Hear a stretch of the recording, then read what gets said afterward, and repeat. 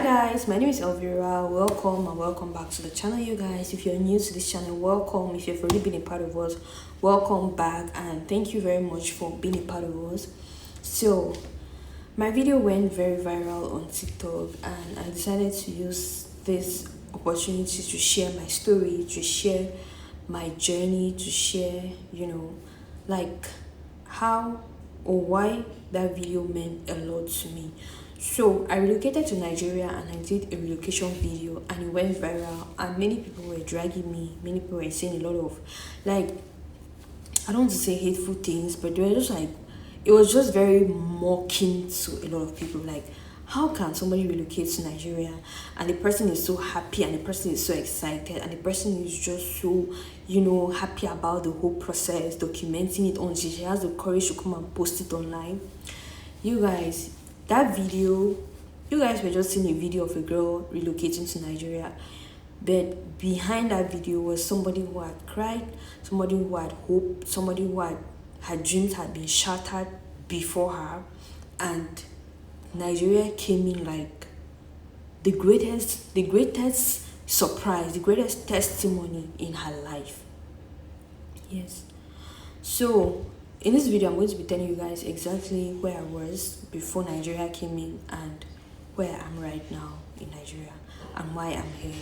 So this is the whole truth, the unfiltered truth, and I'm going to be sharing it with you guys. Every little single detail that I would like you guys to know. So first of all, I'm going to start with a proper introduction of myself and why this whole relocation journey meant a lot to me. So this is the full story. First of all, I'm going to start with an introduction of myself. My name is Ansimo Elvira Munan. Ansimo means God directs.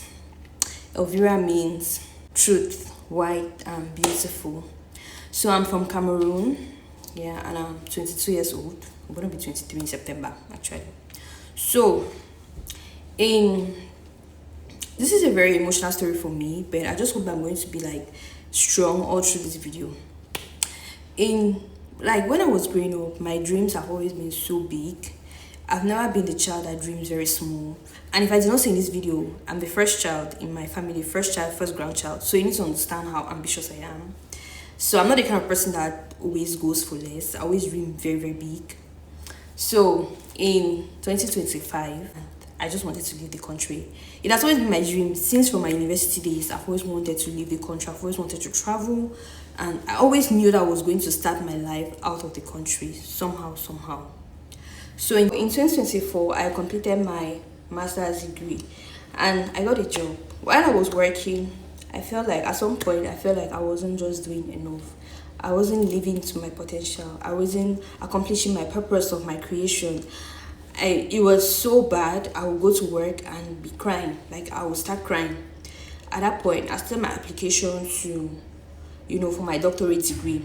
And everything was going well. I applied, paid my application fee, submitted my documents, and I started waiting. Fast forward, I was applying, for a doctorate degree in business intelligence and data analysis. So that was always my dream, to do like a doctorate degree in that particular field. So that was just like me following my dreams, right? Everything was going well. Fast forward, I got admission. I got a partial funding for my education. I was so happy. I was like, finally, I'm about to start living my dreams and everything. So I started filling up my documents and everything. And mind you, this was the first time in my life that I was ready to invest anything I had to travel, to leave the country, because it has always been my dream here, right? So this was already my dream in front of me. I had to live this dream. So my parents, they started like supporting me. We started spending money, did my passport, paid for my visa application, everything. I got my admission and everything. And fast forward, I went for my interview. You guys, the whole interview and everything that happened, the video is here on this page. You guys can check it out and everything that happened. I went for my visa interview and my visa was denied. So at that point, I felt like my dreams had been shattered. I felt like my dreams had been broken. I felt like everything had come to a pause in my life. So it really shattered me a lot. I was so broken, and at that point I was just like, so like, what does this hold for me? What does this mean for me? I need to start back all over in this same country, in this same environment where I'm not comfortable in. And all those thoughts kept coming to my mind. During that time, I wrote the entry level training program, ELTP, exams into Access Bank Cameroon. So when I wrote that exams, you guys, it was not my first time to write that exam. That was my second time of writing that exams, and I had passed. But the fact that I had these exams already, and at the same time I was pursuing my American dream, I was like, I prefer America 100 times. Who wants to stay in this shithole country?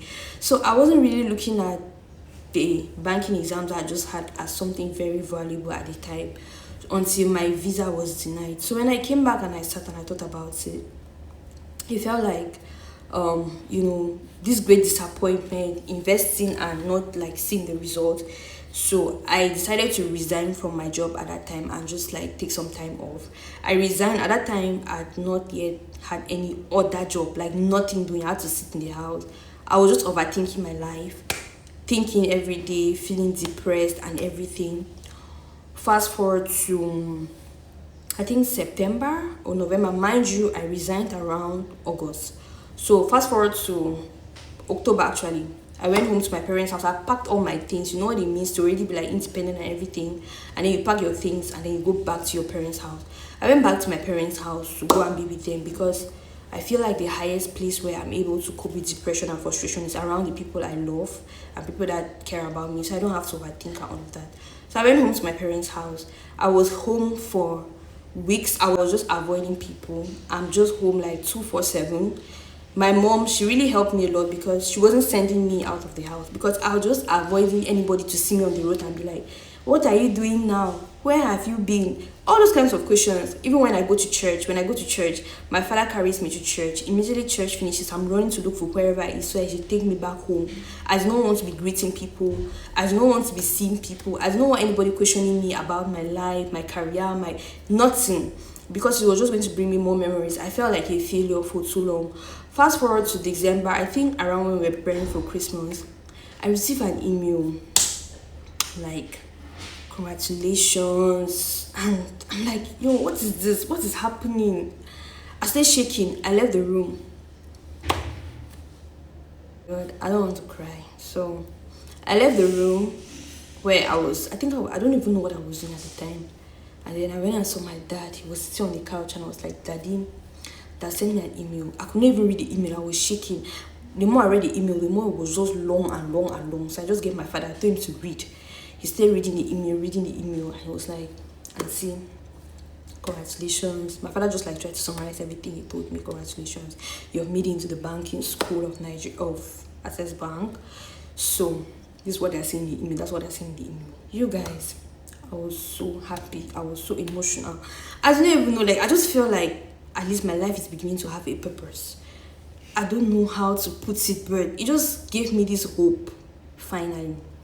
So they called us. They told us everything. Like, fast forward to like 2 weeks after, I received a call, and they told me we should get ready because we're going to start some internship in January before we eventually travel. I had to leave my parents' house again. I was so happy because right now, at least you have a reason to leave.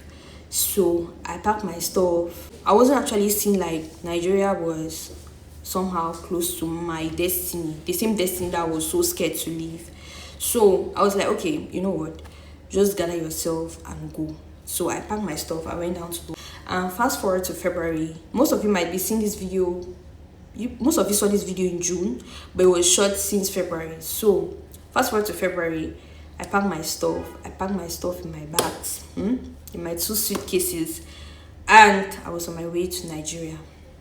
Yes, Nigeria is not just a destination to me. It's like living I don't know how to put it, but the video you guys are seeing, I'm like, oh, somebody's just relocating to Nigeria. The person is so happy. You don't understand what it's to me, what Nigeria is to me, because Nigeria is more than a location to me. It's like pursuing some dreams that I've always dreamt about. I don't know. It's like redirection, perfect redirection for me, because it came at a point in my life when I desperately needed something purposeful in my life, and it just fitting in the puzzles perfectly well. It just fits in the puzzle perfectly well. I can't really go into a lot of details right now, but I hope you guys can actually understand why that video meant a lot to me.